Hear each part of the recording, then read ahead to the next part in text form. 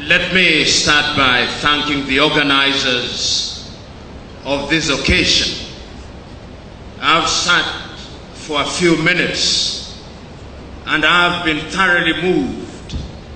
I've used the occasion to send a number of messages to my colleagues in Kenya that a powerful thing is going on in Uganda, and that in the fullness of time, we Kenyans and I hope East Africans must embrace what is happening in Uganda.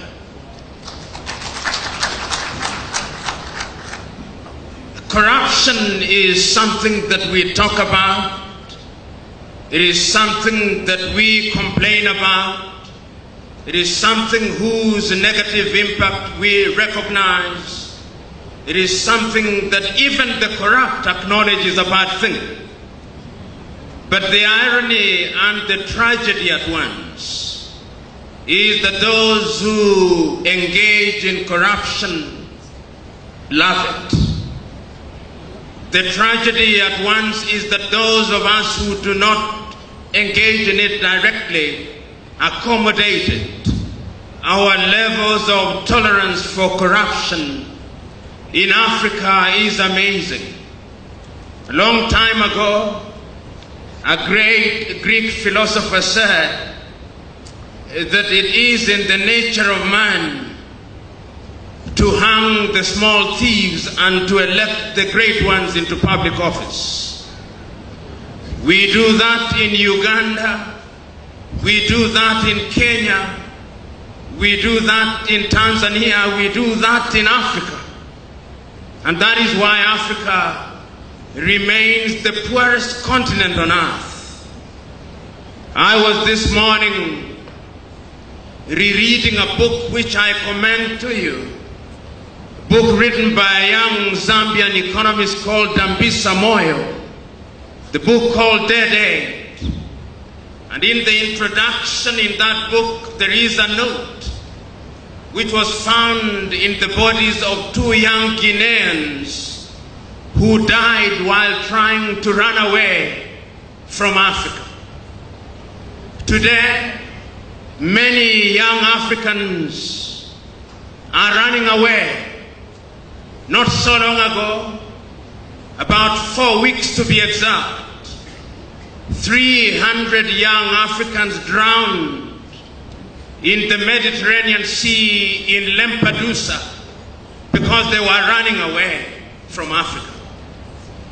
Not so long ago, about 3 weeks to be exact, another group of young Africans drowned next to the island of Malta because they were running away from Africa. When you look at Africa today, whether you are looking at Uganda, Kenya, Tanzania, Nigeria, or indeed any country in Africa, our richest men and women are the men and women who occupy public office. We live in a continent where we celebrate thieves and vilify good men and women. That is the tragedy of Africa. While every other continent in the recent past has moved in the right direction, Africa still remains, in the words of Tony Blair, as the scar in the conscience of humanity. We live in a continent today where, as the young man has said, our young women, upon attaining puberty, cannot afford sanitary pads. But our public servants have iPads which they do not know how to use. We live in a continent today where our leaders who preside over our health sectors have no faith in the health sector. When they are sick and their families are sick, they run away to seek treatment in Germany, in France, in the United Kingdom, in South Africa and India. Even our health ministers don't have faith in our health departments. We live in a country and countries today where where the political leadership have no faith in the education sector. They bring unto us what they call free primary education or universal primary education, but they can never dare take their children to those schools. We live in countries where we claim that agriculture is the backbone of our societies, but we do not use technology to produce crops. Africans are dying younger than they were dying 50 years ago. We live in a country where Africans will energetically seek to amend the Statute of Rome while there is war in Mali, while there is war in Mauritania, while there is no peace in Somalia, while there is no rest in Eritrea. Africa is a tragic continent. And I want to submit to you that corruption is the source of all these. For some reason, a reason that I do not understand, Africans still engage in primitive accumulation. Many Africans, particularly those in public service, will never rest until they have homes in different capitals in the world which they'll never live in. They have cars which they'll never drive. They have beds of gold which they never sleep on because they have no sleep anyway. They buy food which they cannot eat because they long lost their appetites.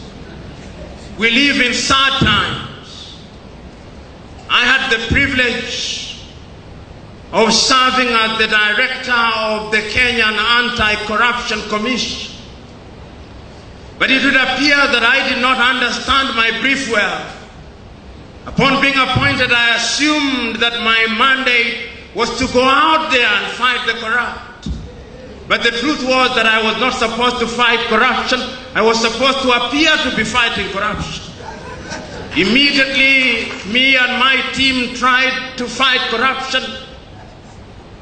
The parliamentarians, in their wisdom and in my own view, in their lack of wisdom, used the occasion of the amendment of the law to disband the organization and to send myself and my 4 directors out of office. The history of anti-corruption crusaders in Africa is one and the same. Their mortality rate in office is very short. Before I was victimized, before my victimization, Nuhu Ribadu before me had been victimized in Nigeria. Before I was victimized, McCarthy had been victimized in South Africa and his scorpions disbanded. Before I was victimized, my equivalent in Malawi had been victimized. Before I had been victimized, my equivalent in Zambia had been victimized. It would appear that in Africa, if you serve your full term, it is because you have refused to fight corruption.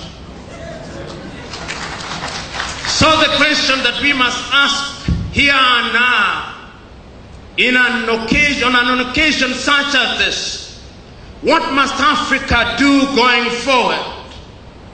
It gives me great joy that you Ugandans have moved from the drawing table and you have now chosen to go out there to do that which is right and good. You have chosen today, through the commencement of the caravan, to move from the comfort of hotels in Kampala to go into Karamoja land, to go into Gulu, to go into Teso, to go into Hoima, to go into Kasese, to go into Mtukula, to go into all the corners of Uganda, so that the conscience of Ugandans can be reawakened, so that they may realize that corruption is a cancer that must not be allowed to grow. But I want to use this occasion to remind you that it's not going to be easy. The children of darkness, who are the perpetrators of corruption, have one advantage over the children of light. They are well organized. They are prepared to kill. They are prepared to do anything on earth to ensure that their ill-gotten wealth is retained.